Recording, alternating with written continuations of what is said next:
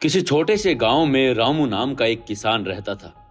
रामू गरीब था, लेकिन उसका दिल बहुत बड़ा और स्वभाव ईमानदार था। वो अपने छोटे से खेत में दिन रात मेहनत करता था, लेकिन उसकी जिंदगी में सुख सुविधाएं कम थी। उसकी जमीन बंजर थी और उपज भी मामूली सी होती थी।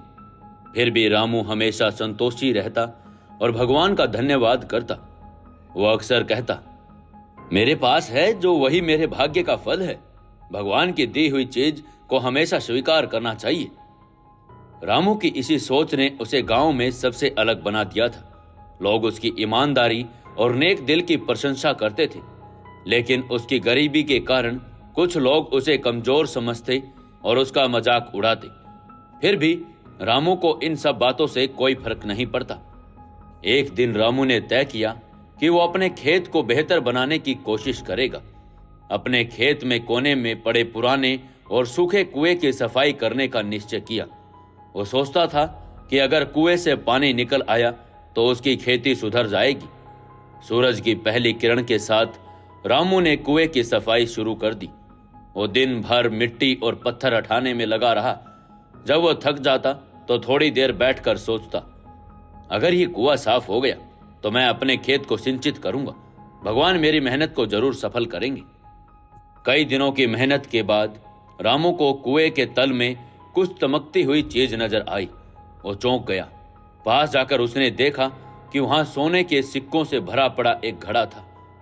रामू की आंखें विस्मय से भर गईं। उसने पहले कभी इतना सोना नहीं देखा था, लेकिन तुरंत ही उसकी ईमानदारी जाग उठी।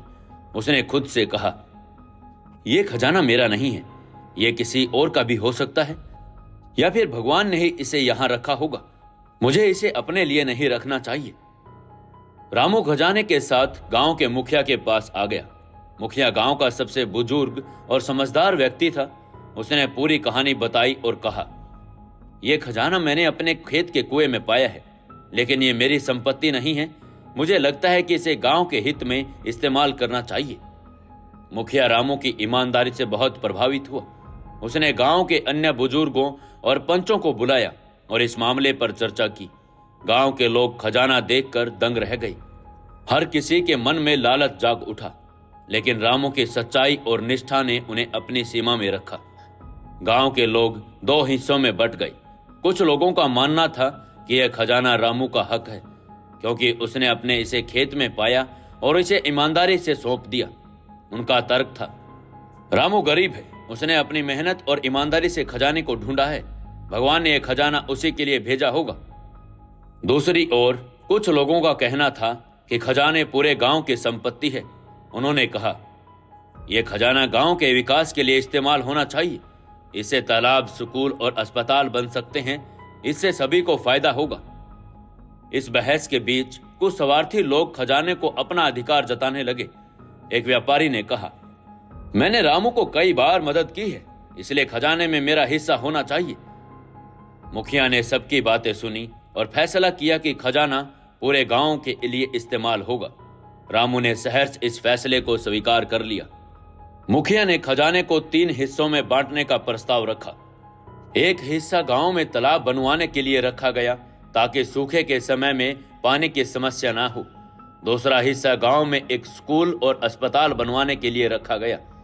तीसरा हिस्सा गांव के गरीब लोगों की मदद के लिए इस्तेमाल किया गया। खजाने का सही उपयोग देखकर गांव में एक नया जोश आ गया। जहां पहले पानी की समस्या रहती थी, वहां अब तालाब से सभी को खेतों में पानी मिलने लगा। बच्चों के लिए स्कूल खुल गया और बीमार लोगों के लिए अस्पताल भी बन गया। गांव वालों ने पहली बार रामू की ईमानदारी और नेक दिल का महत्व समझा। रामू की ईमानदारी ने उसे गांव का नायक बना दिया था। पहले जो लोग उसकी गरीबी का मजाक उड़ाते थे, वही अब उसकी प्रशंसा में लगे हुए थे। मुखिया ने रामू को सम्मानित करते हुए कहा, अगर हर व्यक्ति रामू की तरह ईमानदार और निस्वार्थ हो तो हमारे समाज में कभी भी कोई समस्या नहीं होगी। रामू ने जवाब दिया, यह सब भगवान की इच्छा थी। मैंने तो बस वही किया जो मुझे सही लगा।